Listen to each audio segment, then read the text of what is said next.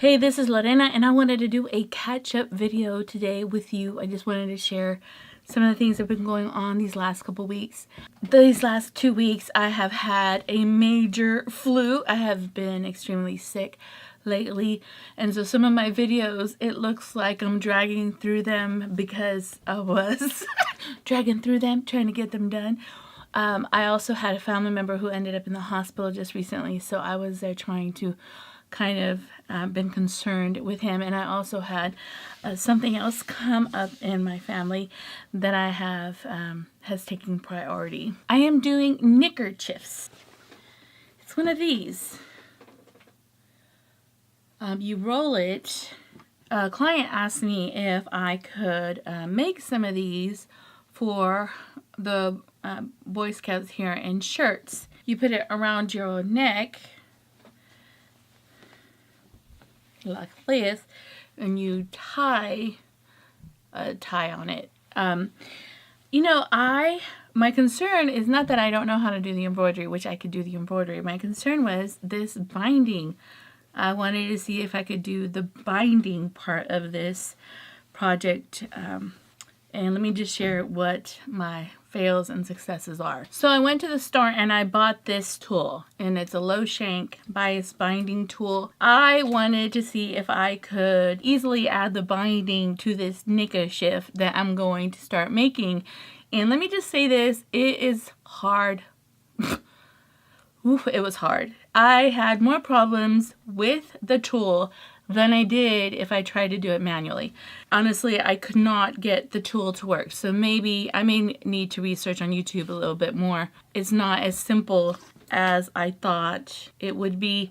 I had a lot of complications. So a wonderful lady at Joann's gave me some advice. I went and bought some bias tape. You could also make it with this tool. I've done this for applique.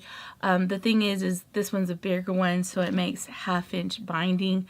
But I did buy some, and the neat thing is she showed me that on the bias on one side, it's a 1/8 larger. So she said one of the tricks is making sure that you put the bias tape on the right side. So you know when you have your sewing machine that it sews perfectly and it'll catch the back. Neckerchief. I thought this was the hardest part of making this project. I just digitized the logo, and I'll post a video of the logo, and I'm going to embroider it for my client and see if they want me to do the work. I also wanted to share my organization that I just recently did. I've had the flu, like I said, and so I felt like I needed to accomplish something throughout this flu madness, staying in my house, dealing with it. I wanted to get things done, and so I slowly but surely started organizing all my fabrics, and I started using comic strip boards to make sure that all my fabrics were consistent and lined up. I also went through all my fabric and decided to keep what I love. You know, the fabric that you're just like, oh, like, you know, it takes your breath away, or it's eye candy. It catches your attention. And any other fabric that just was kind of like, meh, I had it but didn't want to get rid of it, I went ahead and I gave it away. All right, one of the things I wanted to share is I did some banners that said the word masterpiece. I think I shared it with you guys before, but some of the people who are doing the doodle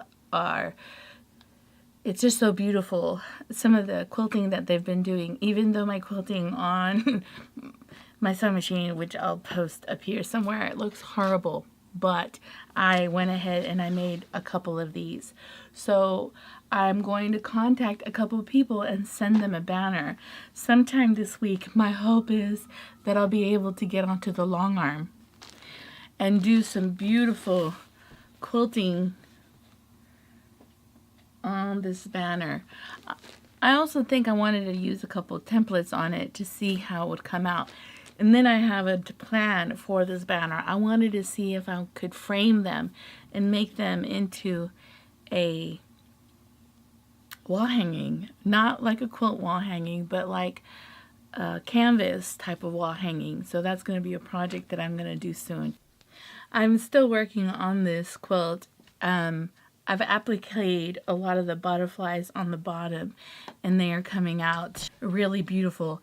I just need to sit down, and I think at night I'm going to make a regular habit of sitting down and stitching at least 2 or 3 butterflies every day till I have it completely done. But I'm excited that some of the butterflies are already kind of like, they're there. They're there. And I also wanted to share that I am doing kind of like hidden giveaways.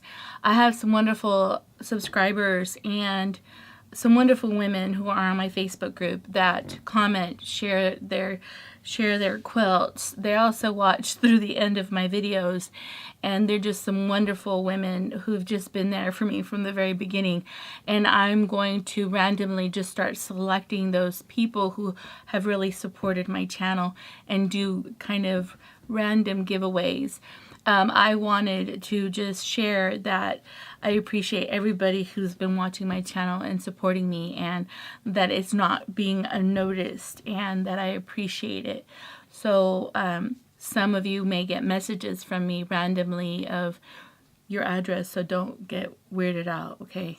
I just want to bless you, okay?